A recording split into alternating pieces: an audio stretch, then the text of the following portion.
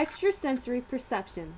More than 40% of American adults believe in ESP, or extrasensory perception, and more than 2/3 of Americans say that they have had a psychic experience. ESP is the perception of events outside the known channels of sensation, like seeing, hearing, and touching. There are 4 different types of ESP. There's precognition, which is where people can predict the future, telepathy, which is where people can read minds, and clairvoyance, which is where people can see things that are hidden. And one that's not mentioned very often, but psychokinesis, which is where people can move things using their mind. There are many examples of ESP working.